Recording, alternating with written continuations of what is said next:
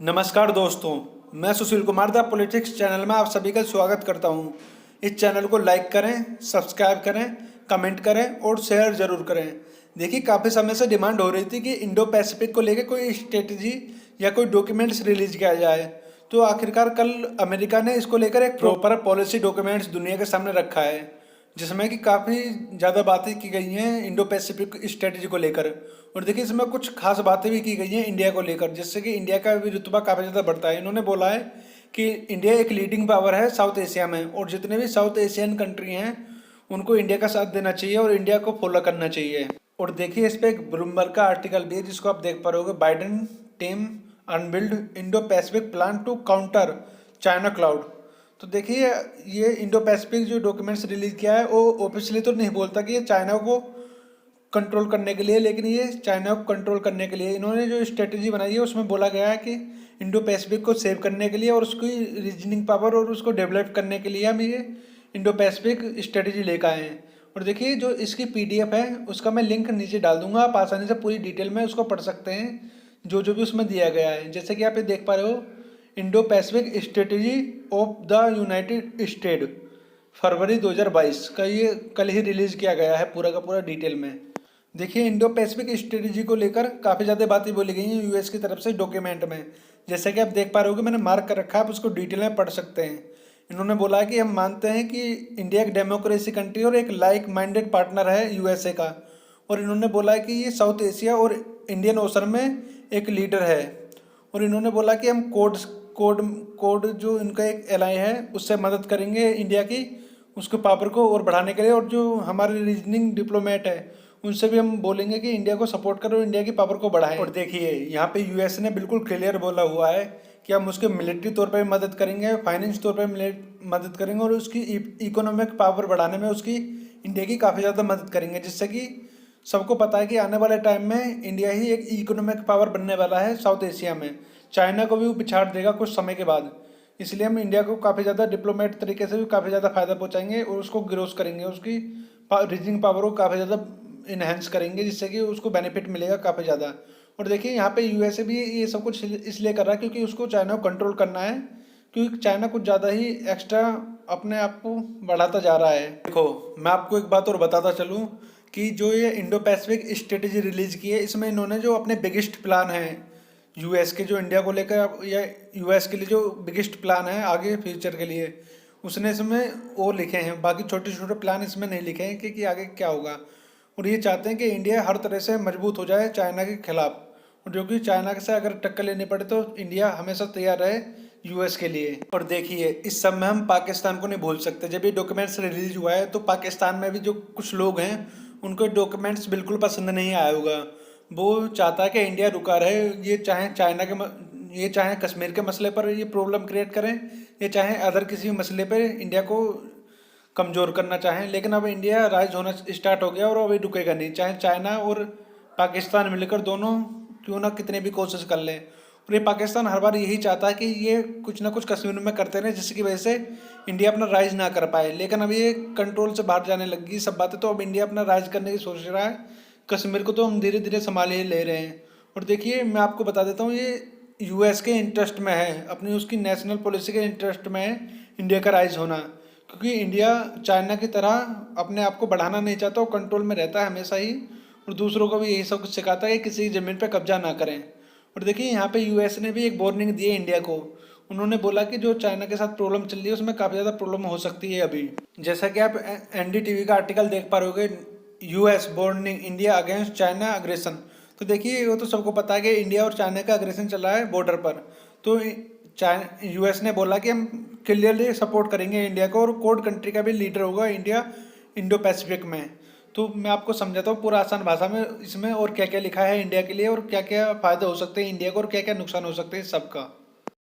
देखिए, यहाँ पे आपके दिमाग में क्वेश्चन जरूर आ रहा होगा कि अभी 2 दिन पहले ही जो यूएस के एक सेनेटर हैं उन्होंने एक ट्वीट किया था, जो कि है रिलीजन फ्रीडम को लेकर, जो कि इंडिया में हिजाब वाली थोड़ी प्रॉब्लम चल रही है उसको लेकर एक ट्वीट किया गया था। और बोला था कि जो हिजाब है उसको बैन ना किया जाए स्कूल एंड कॉलेजेस में।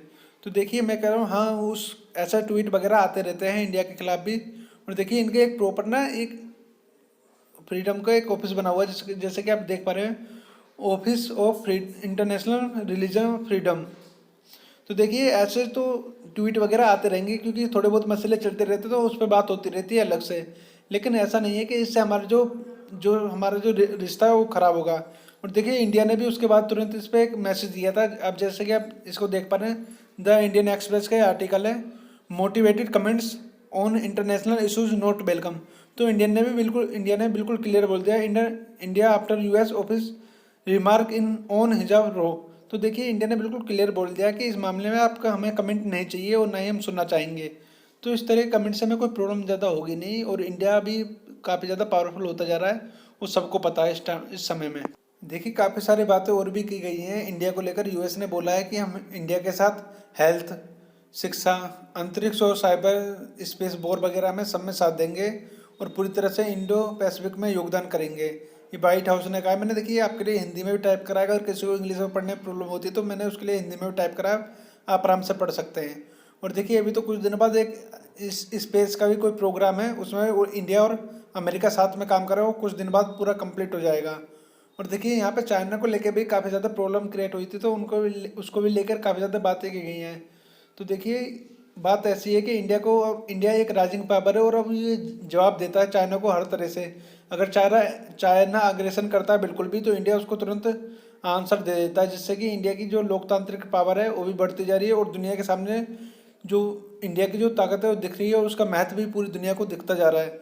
और देखिए यहाँ पे काफ़ी ज़्यादा बातें की जा रही हैं इंडिया को लेकर के। इंडिया अब ज़बरदस्त पावरफुल होता जा रहा है और ज़बरदस्त प्रभाव दिखा रहा है पूरी दुनिया में। जैसा कि आपको पता ही होगा कि सन 2020 में एलओसी पे एक प्रॉब्लम क्रिएट हो गई थी, जिसमें कि चाइना ने वायलेंस किया था, तो इंडिया ने भी उसका ज़बरदस्त आंसर दिया था, उसको जवाब दिया था तुरंत ही कि ऐसा नहीं होना चाहिए था और ऐसा तुमने करा तो हम भी तुमको पूरी पूरी सज़ा देंगे। देखिए क्या हुआ कि चाइना को सब समझते हैं कि चाइना बड़ा ही पावरफुल है, लेकिन जब इंडिया ने एग्रेशन किया और इंडिया ने सबक सिखलाया चाइना को, दुनिया को पता चलने लगा कि चाइना चाहे कितनी बड़ी मिलिट्री पावर हो लेकिन इंडिया के सामने नहीं टिकेगी।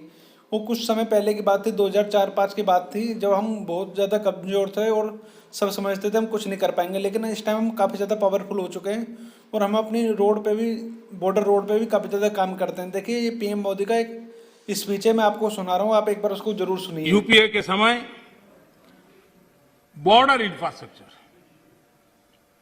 किसी भी देश की रक्षा के लिए बॉर्डर इंफ्रास्ट्रक्चर बहुत महत्व रखता है, लेकिन उसके प्रति इतनी उदासीनता की गई, इतनी लापरवाहियां की गई है। देश के अंदर उन विषयों की हम पब्लिकली चर्चा कर नहीं सकते क्योंकि देश के सिक्योरिटी की दृष्टि से अच्छा नहीं है, लेकिन ये चिंता का विषय है कि हमने, क्योंकि वहां लोग नहीं है, वोट नहीं है, जरूरत नहीं लगी, फौजी आदमी जब जाएगा जाएगा, देखा जाएगा क्या होने वाला है, इसी सोच का परिणाम था। और इतना ही नहीं, एक बार तो एक रक्षा मंत्री ने पार्लियामेंट में कह दिया था कि हम इसलिए इंफ्रास्ट्रक्चर नहीं करते हैं बॉर्डर पे ताकि कहीं दुश्मन देश उस इंफ्रास्ट्रक्चर का उपयोग न कर ले। कमाल के हो इस सोच से इसको बदल करके हमने आज करीब करीब जो अपेक्षाएं और आयोजन था उसका एक बहुत एक हिस्सा बॉर्डर के ऊपर इंफ्रास्ट्रक्चर की दिशा में हमने पूर्ण किया। और देखिए परसों मैंने आपके लिए एक वीडियो बनाई थी जो कि थी कोर कंट्रीज की जो मीटिंग हुई थी ऑस्ट्रेलिया में, जिसमें कि नॉर्थ कोरिया को एक संदेश दिया गया था। तो देखिए वहाँ पे जो ऑस्ट्रेलिया मीडिया थी उसके एक पर्सन ने जयशंकर साहब से एक क्वेश्चन पूछा था कि जो चाइना बार बार जब भी कोर्ट की मीटिंग होती है उस पर गलत सलत बयान देता है, तो आप क्या समझते हैं उससे इंडिया को कोई प्रभाव पड़ता है, नहीं प्रभाव पड़ता है? तो देखिए काफ़ी ज़्यादा अच्छा आंसर दिया था जयशंकर साहब ने, आप उससे भी एक बार जरूर सुनिए। I mean, very frankly, what you told me was a reaction, was something which was asked of us yesterday because the Chinese have been taking that line for some time.